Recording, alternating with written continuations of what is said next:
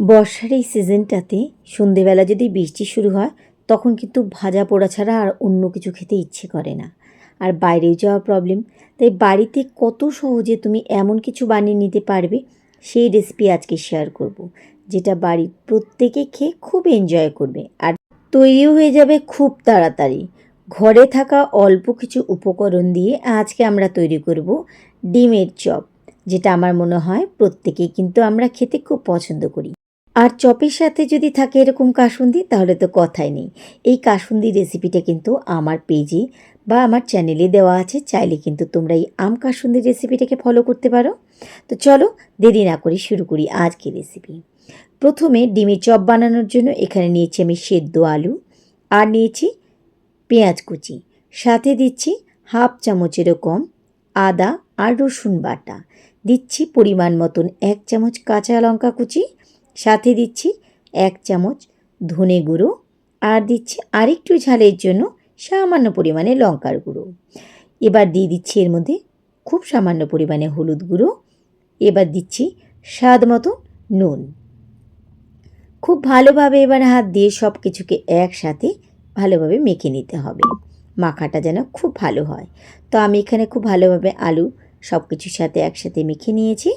এবার এখানে নিয়েছি ডিম, আমি ডিমগুলোকে আগেই সেদ্ধ করে নিয়েছিলাম।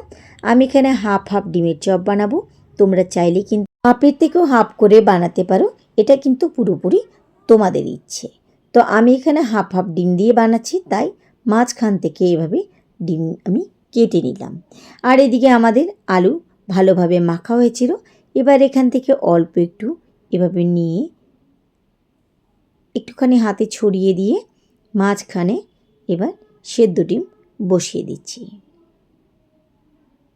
এবার খুব ভালোভাবে আলু দিয়ে পুরো মাখিয়ে একদম গোল করে নিতে হবে, যেমন ডিমের শেপ হয় ঠিক তেমনভাবে এভাবে সুন্দর করে একটা শেপ দিতে হবে। এভাবে আমি সবগুলোকে বানিয়ে নিচ্ছি। তো এখানে আমার ডিমের চপগুলো আলু মাখানো হয়ে গেছে।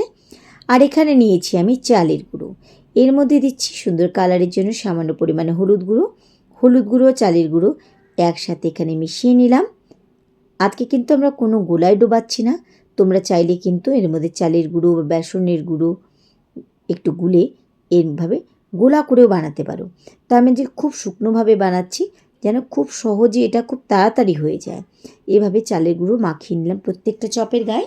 আর এদিকে ভেজে নেওয়ার জন্য কড়াইতে নিয়েছি তেল একটুখানি গরম হয়ে গেলে আমি চপ ছেড়ে দিচ্ছি। আমি যেহেতু আজকে অনেক বড় কড়াই ভাজছি না, তাই একটা একটা করে ভেজে নেব, যেহেতু আমার চপের পরিমাণও কম, এখানে 4টে করব, তাই আমি একটা একটা করে ভেজে নিচ্ছি। তোমরা যদি বেশি বানাতে চাও একসাথে, তাহলে একসাথে কিন্তু 2-3টে করে ছাড়তে পারো। দুপিঠে একটু কড়া হয়ে গেলে এই চপ ভেজে নামিয়ে নিচ্ছি। চপটা ভাজার সময় অবশ্যই খেয়াল রাখবে যে গায়ের কোটিংটা একটু শক্ত হয়েছে কিনা, একটু শক্ত হয়ে গেলেই কিন্তু নামিয়ে নেবে। বাস তৈরি হয়ে গেল কয়েক মিনিটের মধ্যে তৈরি আমাদের আজকের এই বর্ষাকালে মুখরোচক রেসিপি ডিমের চপ। এবার মন মতো সস বা কাসুন্দি দিয়ে পরিবেশন করতে পারো। অতিথির কথা বাদই দিলাম, একবার বাড়িতে বানিয়ে দেখো না, দেখবে রোজ রোজ সবাই চাইবে যে বৃষ্টি হোক আর এরকম ডিমের চপ যেন বাড়িতেই বানানো হয়। তো কেমন লাগলো আমার আজকের রেসিপি তোমরা কিন্তু অবশ্যই কমেন্ট করে জানাবে। রেসিপি ভালো লাগলে বরাবরের মতো কিন্তু লাইক শেয়ার করতে ভুলো না।